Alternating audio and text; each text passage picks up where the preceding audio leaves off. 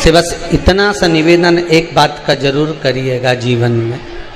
16 श्राद्ध चल रहे हैं, प्रयास करिएगा अपने जिंदगी में।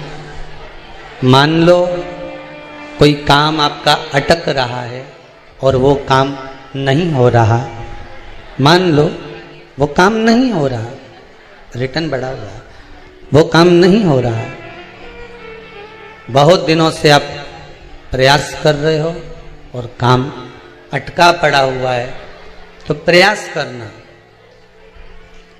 जल के पात्र में थोड़ा सा शहद, गंगा जल उसमें डालकर, ये जो श्राद्ध पक्ष चल रहा है, जिस समय पर जिस श्राद्ध पक्ष के अंतर्गत, श्राद्ध पक्ष में एक पात्र में जल लेकर उसमें थोड़ा सा शहद, गंगा जल डालकर भगवान शंकर को कुंदकेश्वर महादेव के नाम से, कौन से महादेव? कुंदकेश्वर, क्योंकि विदल और उत्पल इन दोनों असुरों ने, राक्षसों ने जब बहुत उपद्रव मचाया, हाँ ठीक है, जब बहुत उपद्रव मचाया तब माता जगतजननी के कहने पर कुंदुक का प्रहार कर कर इन दोनों राक्षसों का संहार करा था। तो शिवजी का नाम कुंदकेश्वर पड़ गया था। क्या नाम पड़ा था? कुंदकेश्वर।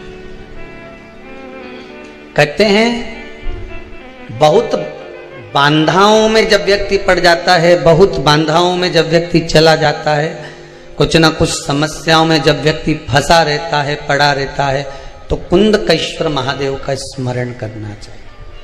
एक प्रयास और करना, छोटा सा प्रैक्टिकल करने में क्या जाता है। दुकान पर ग्राहक नहीं आ रहे ना,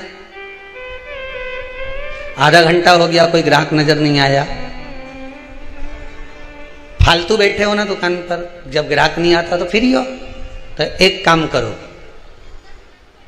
कोई भी जरा सा हाथ में पानी लेकर कुंदकेश्वर महादेव के नाम, रात में मुख में गया क्षेत्र रहता है, गया जी और ब्रह्म कपाली के पिंड का दान पुण्य अगर कहीं प्राप्त करना है तो गाय के मुख में। क्यों दी जाता है कौवा को भोजन? श्राद्ध पक्ष में कौवे को भोजन क्यों दिया जाता है? क्यों छत पर ले जाकर रोटी का टुकड़ा?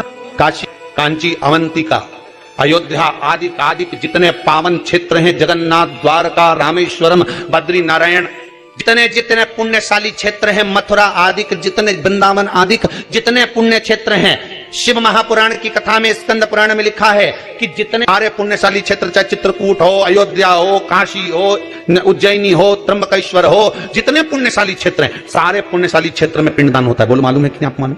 सब दूर तर्पण होता है, सभी जगह पिंड होता है, सभी जगह तर्पण होगा, पिंड होगा। तो श्राद्ध पक्ष में तुम इतनी सारी जगह जाकर तर्पण कर सकते हो क्या? जम के बोलिए। नहीं कर सकते। इतनी सारी जगह जाकर पुण्य कर सकते हो क्या? नहीं कर सकते। इतनी सारी जगह जाकर तुम ब्राह्मण को भोजन करा सकते हो क्या? नहीं। इतनी सारी जगह जाकर ना पिंड दे सकते, ना तर्पण कर सकते, ना पुण्य कर सकते। अब ये 16 दिन में इतने तीर्थ कितने हजारों में तीर्थ, इतने तीर्थ में जाकर कहां पुण्य करोगे, कहां पिंड दोगे? तो उसका एक निर्णय निकाल दिया कि पितरों के देवता आर्यमा कौवे पर बैठते हैं। काय पे बैठते हैं? कौवे पर। तो एक काम करो, जब हम पितरों के देवता आर्यमा कौवे पर बैठकर पितृ लोक से 16 दिन जब भ्रमण के लिए निकलते हैं तो घूमते हैं, तो क्यों ना एक काम करें कि कौवे के लिए भोजन छत पे डाल दें। हमारे छत का कौवा जब अन्न का भाग ग्रहण करेगा, पितरों के देवता को बिठाकर जब घूमने के लिए निकलेगा, तो जहां जहां घूमने जाएगा, जब जब बीच में कोई तीर्थ पड़ जाएगा, तो वहां के पिंडदान का फल हमको मिल जाएगा। इसलिए कौवे को भोजन कराया जाता है। जब शंकर भगवान को जल चढ़ाया जाता है 16 श्राद्ध पक्ष में, 16 दिन श्राद्ध के जब हम भगवान शंकर को जल समर्पित करते हैं, तो उसका भाग हमारे पितरों को प्राप्त होता है। केवल 16 श्राद्ध के दिन ही ऐसे होते हैं जिसमें शंकर भगवान को जल में दूध मिलाकर चढ़ाने की जगह, दूध भले 1 चम्मच चढ़ा रहे हो पर अलग से चढ़ाओ, कच्चा दूध अलग से चढ़ाओ, उसके बाद भले तुम जल चढ़ाओ, पर लोटे में जल में दूध मिलाकर 16 दिन श्राद्ध पक्ष में नहीं दे।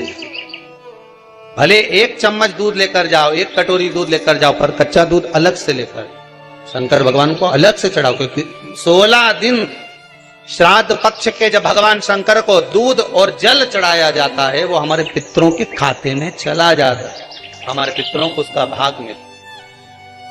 इसलिए शंकर भगवान को कच्चा दूध भी चढ़ाओ तो पानी में मिलाकर नहीं, एक अलग से 1 चम्मच ले जाओ, भले शिव जी को चढ़ा दो, भले छोटा सा कटोरी में ले गए चढ़ा दो। स्वान को, कौए को श्राद्ध पक्ष में जब भोजन दिया जाता है, भोजन हम प्रदान करते हैं स्वान को, कुत्ते को और कौए को। व्यक्ति के जीवन से 2 चीजें इनको भोजन देते समय चली जाती है। पहला, व्यक्ति का अहम, क्या चले जाता है? अहम, अहंकार।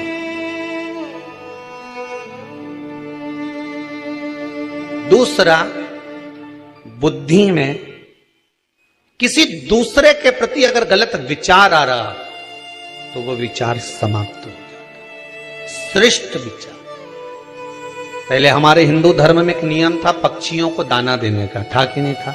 कि पक्षियों को लोग दाना देते। दाना देने का कारण बड़ी प्रसन्नता होती है। जब आप लोग कई पक्षियों को दाना देने जाओगे, ऐसे पटकोगे, पक्षी उड़ के आएंगे, खाएंगे, उड़ के जाएंगे, आप थोड़ा सा आगे बढ़ेंगे, फिर उड़ेंगे, बड़ी प्रसन्नता होती है। कारण क्या है? पक्षियों को दाने का हमारे हिंदू धर्म में प्रमाण क्यों कहा गया? उसका केवल एक कारण है कि हमारे भीतर जो किसी के प्रति बैर भाव होता है, हमारे भीतर किसी के प्रति कपट भाव होता है, पक्षी को दाना देते समय वो कपट, वो बैर भाव समाप्त हो जाता। पक्षी को दाना दे।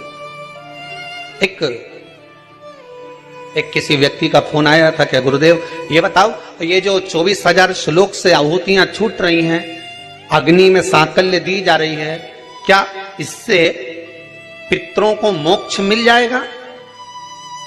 गरुड़ पुराण में कहा गया, जब पितरों को बहुत भोजन मिलने लगा श्राद्ध पक्ष में, तो उनको अजीर्ण होने लगा, वॉमिटिंग करने लगे, पितर रोने लगे कि हमको इतना भोजन मिल रहा है, हम इतना खा रहे, पच नहीं रहा, क्या करें? सारे पितर दौड़कर ब्रह्मादेव के पास पहुंच गए। ब्रह्मा जी कृपा करिए। ब्रह्मदेव भगवान विष्णु के पास ले गए पितरों को। भगवान विष्णु ने पूछा क्या हुआ? तो क्या महाराज जी ये पितर रो रहे हैं। क्यों? कि 16 श्राद्ध में इनको खाने को मिलता, साल भर तो मिलता ही नहीं, एक बार जब जम के मिलता है तो डट के खा लेते हैं, और डट के पितर खा लेते हैं तो वो अजीर्ण हो जाता है। क्या करें? सब लेकर भगवान शंकर जी के पास गए। भोलेनाथ जी से पूछा प्रभु क्या करें? शंकर जी ने उसी समय पर अग्निदेव को बुलाया। अग्निदेवता जरा इधर आओ। अग्निदेव बोले बोलो प्रभु क्या बात है? शंकर भगवान ने कहा सुनो अग्निदेव, जितनी देर तक 16 दिन श्राद्ध के पितृ मृत्यु लोक में रहेंगे, अपने अपने घर में जाकर भोजन करेंगे, तब तक 16 दिन तक अग्नि देवता इन पितरों